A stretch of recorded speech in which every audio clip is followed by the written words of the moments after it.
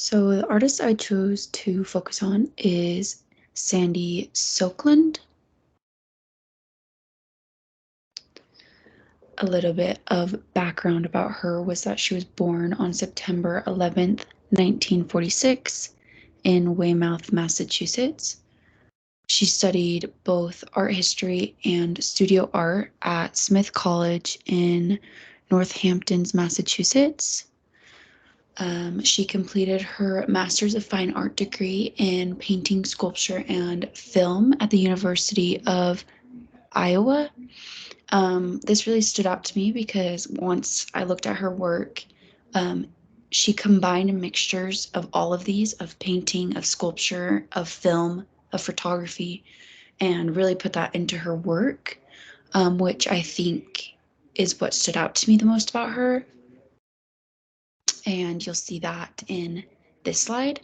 You can see her artwork has a lot of color and a lot of fun to it, which I think really caught my eye. Some styles and mediums she works with. She is known for her unique, imaginative illustrations, and most of her work blurs the line between reality and fantasy, meaning she takes reality, she takes real people and puts them into her photographs. And then she takes her sculpture and painting degree that she worked hard to get and puts those into her photos as well. So in these photos, you can see humans interacting with her work of sculpture and color. I think what also stood out to me was her elaborate colors and her monochromatic environments as she is setting up for all the photography that she'll take. This is her breakthrough work. Just want to take a moment to look at it and soak it in. These are cats that are sculptures that she has worked hard on. They're green, and she put them in this room with real people acting like they are supposed to be there and doing normal day activities with these green cats all over. And this was the work that really made her name known.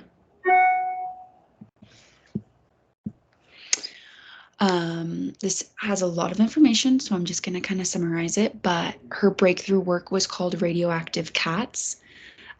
This masterpiece stands as a testament that her ability to create visually striking works are known and people have seen it.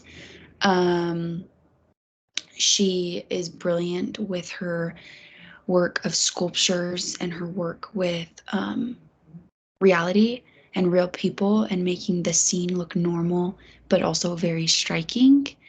It invites the viewers into a world where reality and fantasy comes together. And so the narrative is kind of up in the air, but it also creates the nature of the scene of what's going on. It's more of a dream and a metaphor, and a lot of viewers kind of question what's going on, which is very cool in her work. You never really know the true meaning.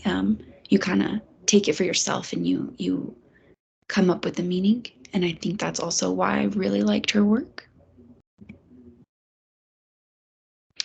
So she has done a lot of exhibits. I would love to go to one of her exhibits one day because she does work with fantasy but reality, and I think that's such a cool idea. I'm trying to move this around so you can see that she has a little bit of color and sculpture, but also she's done photographs of her photographs, which is really cool. So I'm just going to kind of bullet point these. She has very good global presence. She knows no boundaries, and she really works outside of the lines. She's worked with museums of modern art in New York City. She's worked in Paris.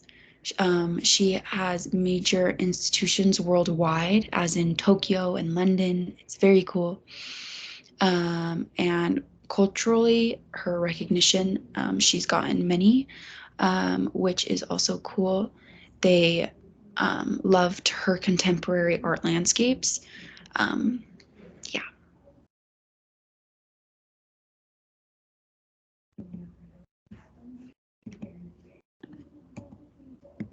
Oops. She has even gotten awards and honors. Her National Endowment for the Arts Fellowship in 1979. She's also received Women's Cactus for Art Lifetime Achievement Award in 2016. So those dates are pretty separated. So she's been pretty well known for a while. She loves teaching and influencing others. To art education. She's been teaching at the University of Oxford and Rutgers University, influencing a new generation of artists. She's had some publications and impacts. She's had authorships and contributions to her book and catalogs. She has explorations of her as an artist and the evolution of her work. She's influenced a ton on contemporary art. I feel like she is ever changing to the new world and what people like in art, and you can see that in her work, which is really cool. Her legacy, in my opinion, is pushing artistic boundaries and thinking outside the box and making something and putting it to a photo, or making something and putting it in an art exhibit with no photo. So she does both, which I think is cool. In conclusion, Sandy is not only an artist, but a visionary who has expanded the horizon of what art could be. Her legacy is an open invitation to embark the extraordinary challenges and celebrate the possibilities of a human imagination, which is taking, again, reality and fantasy and putting it in one art piece. Um, so these are a few of my favorite pieces that she has done. Mainly, they are all photographs of her art, but you just see the detail in all of them and the sculptures that she has created. One of my favorite pieces that she has done is the one with the fish and the blue. Um, there is so much that it can represent to someone. It's a fishbowl, and it's someone looking into a fishbowl and seeing these two humans kind of interact, and you can think about it as like people looking at you differently, like looking at your life through a fishbowl and seeing what do you see. So you can really think about all of her art pieces as in like, what does it mean for you? Which I really like. She doesn't have much of a description on what these mean, but I think that is why I resonated it with it so much, because I can turn it into what meaning I want it to be.